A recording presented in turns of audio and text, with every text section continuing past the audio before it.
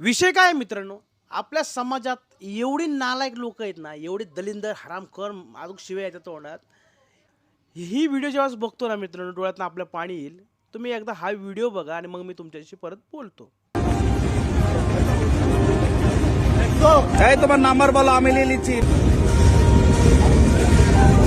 पहिला व्हिडिओ मित्रांनो, काय त्या मुलाची अवस्था झाली त्या व्हिडिओमध्ये आणि जो कोण नालायक मादर आहे, अरे तुमची लायकी नाही पैसे द्यायची, तर त्याचं सामान घेता कशाला हरामखोरांनो?